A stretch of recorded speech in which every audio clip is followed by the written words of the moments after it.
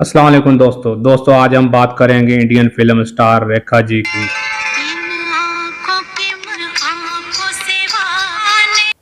आज हम उनकी जिंदगी के वो वर्क खोलेंगे जो शायद आपने पहले ना पढ़े हों। रेखा की पैदाइश भानु रेखा गणेश के नाम से मदारस मौजूदा चेन्नई हिंदुस्तान में 10 अक्टूबर 1954 को हुई। जनूबी हिंदुस्तानी अदाकारों जेमिनी गणेश और पेशावली की वो शादी से पहले की औलाद यानी के नाजायज औलाद थी, जो कि उनके वालिद पहले से एक से ज्यादा औरतों के शौहर थे। रेखा की एक और बहन राधा जो कि 1955 में पैदा हुई नागा प्रसाद और अदाकारा शोभा रेखा के कजन हैं। द्वांतम रघुआया और उसकी बीवी सूर्या प्रभा रेखा के खाला और चचा हैं।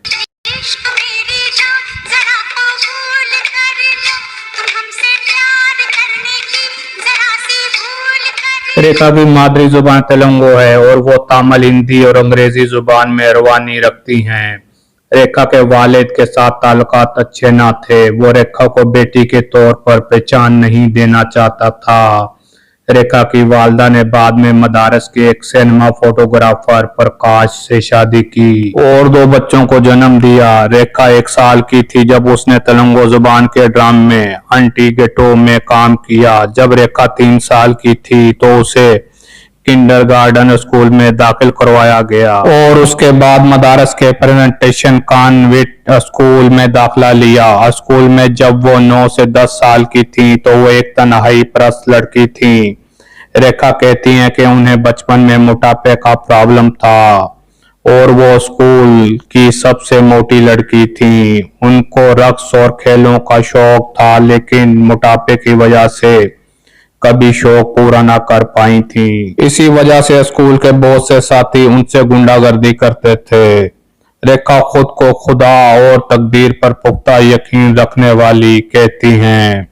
1968 में उनके खानदान को माली मुश्किलात का सामना था तो उसकी वालदा ने पिशवावली ने अदाकारी शुरू करने के लिए कहा। रेखा को अगरचे अदाकारी से दिलचस्पी न थी, वो एयर होस्टेस बनना चाहती थी। इसने वालदा की ख्वाहिश की तामील की और 13-14 साल की उम्र में स्कूल छोड़ दिया जब वो 9वीं क्लास में थी और अदाकारी की कोशिश शुरू कर दी। लेकिन इसने अपनी बहन राधा को स्कूल ना छोड़ने दिया क्योंकि वो चाहती थी कि वो तालीम मुकम्मल करे। कहते हैं रेखा 1970 की दहाई में एक बतख के बच्चे की तरह थी। बाद अज वो योगा ग़िज़ाइयत कंट्रोल की वजह से एक खूबसूरत हंस में तब्दील हो गई।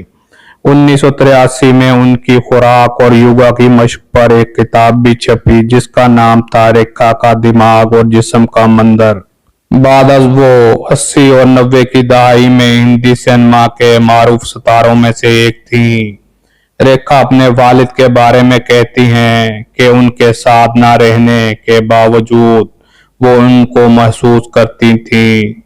1991 में वालदा पेशावली की मौत के 5 साल बाद वालिद के साथ ताल्लुकात में बेहतरी आई। 2005 में उनके वालिद का इंतकाल हो गया। 1970 की दहाई में शुरू होने वाली मदद फिल्मों में अमिताभ बच्चन के साथ उनकी जोड़ी रही तो ये स्कैंडल बना के उनके दरमियान मोहब्बत जारी है और दोनों ने खुफिया शादी कर रखी है। 1990 में रेखा ने दिल्ली के सनतकार मुकेश अग्रवाल से शादी की।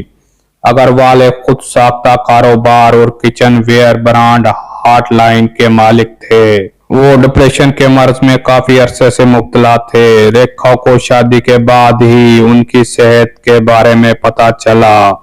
उनका तारुफ रेखा से एक बामी दोस्त और फैशन डिजाइनर बीना रमानी के जरिए हुआ जिसने उन्हें रेखा का पागल पुरस्कार करार दिया।